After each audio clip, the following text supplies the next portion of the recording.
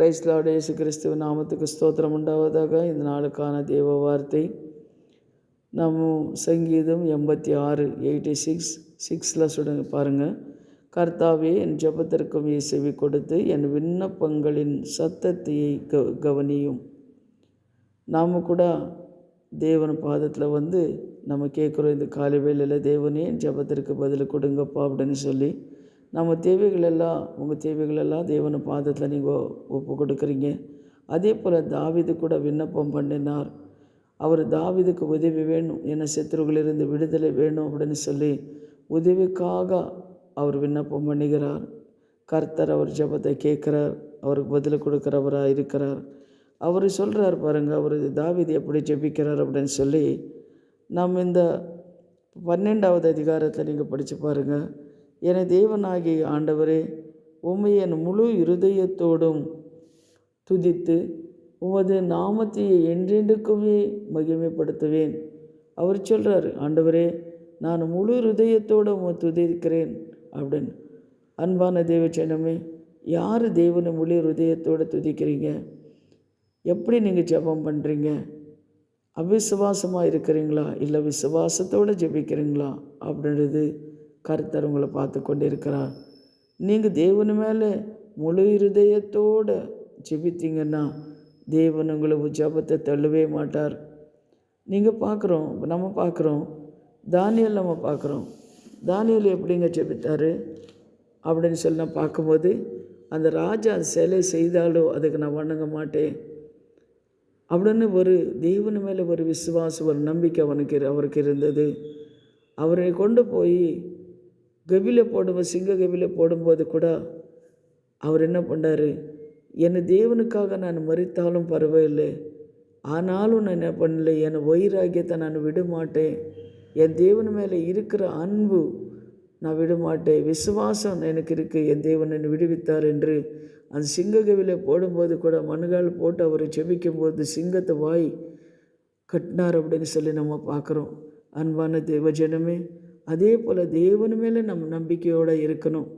தேவன் மேலே நம்பிக்கையாக இருக்கும்போது எப்படிப்பட்ட காரியம் இருந்தாலும் அவரால் முடியும். ஷாதாக் மீதே காபேல் தேகம் பார்க்குறோம், பரிசுத்தவான்கள் எல்லாரும் நாம் பார்க்குறோம். அவர் சொல்கிறாரு, என் தேவன் என்னை விடுவித்தாலும் சரி, விடுவிக்க போனாலும் சரி, விடுவிக்காமல் போனாலும் சரி, ஆனாலும் அந்த சிலை நான் வணங்க மாட்டேன்னு சொல்லி ஒரு வைராகியமாக இருக்கும்போது கூட தூதன் அனுப்பி அங்கே ஒரு முடி கூட கருங்காமல் சேதமாகாமல் அவர் விடுவித்தார் அப்படின்னு சொல்லி நம்ம வேத வசனத்தில் வாசிக்கிறோம். அந்த அன்பு, அந்த விசுவாசம் நம்மளுக்கு இருக்கும்போது நம்ம ஜெபத்தை கேட்குற தேவனாக இருக்கிறார். சரி, அவங்கள என்னமோ பரிசுத்தவான்கள், அவங்கெல்லாம் அப்படி இருந்தாங்க, நம்மளால் அப்படி இருக்க முடியுமா அப்படின்னு சொன்னால், உங்களுக்கு இருக்கிற அந்த விசுவாசத்தோட, இப்போ என்ன விசுவாசம் இருக்கிறதோ அந்த விசுவாசத்தோடு கூட நீங்கள் ஜெபிங்க. ஆனாலும் தேவன் உங்கள் ஜெபத்தை கேட்டு அவர் விடுதலை கொடுக்குறார்.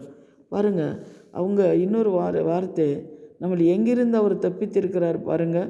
அதே 13வது வசனம், அதே 86:13 பாருங்கள். நீர் எனக்கும் பாராட்டின உமது கிருபை பெரியது, என் ஆத்மாவை தாழ்ந்த பாதாளத்திற்கு தப்புவித்தீர். நம்மளை என்ன பண்ணார்? நம்மளை பாராட்டி தாழ்ந்த பாதாளத்துக்கு அவர் தப்பித்திருக்கிறார்.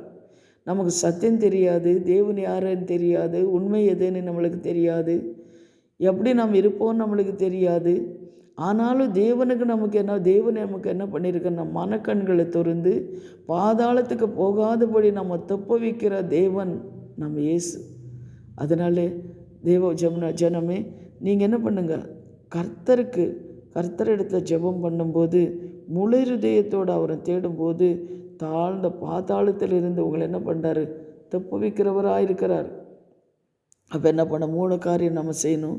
நம்ம ஜெபம் பண்ணணும், முழு இருதயத்தோடு தேவனை தேடணும், 3வதாக அப்படி ஜெபம் பண்ணி தேடும்போது பாதாளத்துக்கு நம்ம தப்பு வைக்கிற தேவனாக நம்ம தேவன் இருக்கிறார். இப்போ நம்ம ஜெபிக்கலாம். அது எப்படிப்பட்ட காரியம் இருந்தாலும் சரி, ஜெபம் பண்ணுங்க, தேவனால் ஆகும். பரலோக பிதாவே, சர்வ வல்லமுள்ள தேவனே, இந்த வார்த்தைகள் மூலமாக தேவன் நீர் பேசினதுக்காக நன்றி. கேட்குற ஒவ்வொரு பிள்ளைங்களும் கர்த்தாவே ஆண்டவரே, கர்த்தாவை ஸ்தோத்திரம், ஜெபம் பண்ணுற ஒவ்வொரு ஜெபத்தையும் நீர் கேட்டு நீர் விடுதலை கொடுக்கறதுக்காக நன்றி. நாங்கள் விசுவாசிக்கிறோம் ஐயா. தகப்பனே, எப்படிப்பட்ட காரியங்கள் இருந்தாலும் சுவாமி, அவங்க ஜெபத்திற்கு நீர் பதில் கொடுக்குற தேவனாக இருக்கிறீர். எங்களுக்காக கர்த்தாவை நீர் மரித்த உயிரோடு வந்திருக்கிறீர், மறுபடி வரப்போகிறீர். உங்கள் பிள்ளைங்களை தேவைகளை சந்திக்கிறீர். அதற்காக தேவனுக்கு நன்றி சுவாமி, ஸ்தோத்திரம். உங்கள் தேவைகளெல்லாம் சந்தித்து சாட்சிகளாக நிறுத்துங்க ஆண்டவரே. அவங்களுக்கு கூட இந்த வார்த்தைகளை சுவாமி அநேக ஜனங்களுக்கு கர்த்தாவை ஆண்டவரை அனுப்பவும், அப்பா சின்ன சின்ன ஊழியங்கள் அவங்க செய்யவும் உங்கள் ராஜ்யத்துக்கு அவங்கள ஆயுதப்படுத்துங்க. ஏசப்பா ஸ்தோத்திரம். இயேசுவின் நாமத்தை ஜெபிக்கிறோம் பிதாவே, ஆமீன். God bless you. கர்த்தர் உங்களை ஆசீர்வதிப்பா. இந்த காலையில் நாங்கள் படித்து இது உங்களுக்கு நாங்கள் அனுப்புகிறேன்னா நீங்களும் இதை தியானிக்கணும். இது தியானிக்கும் போது கர்த்தர் உங்களை ஆசீர்வதிப்பார். அது மாத்திரம் இல்லை, நம்மளை போல் எத்தனோ பேர் எல்லாம் வாழ்ந்து கொண்டு இருக்கிறாங்க. அவங்களுக்கெல்லாம் அனுப்புங்க. கர்த்தர் உங்களை ஆசீர்வதிப்பார். God bless you.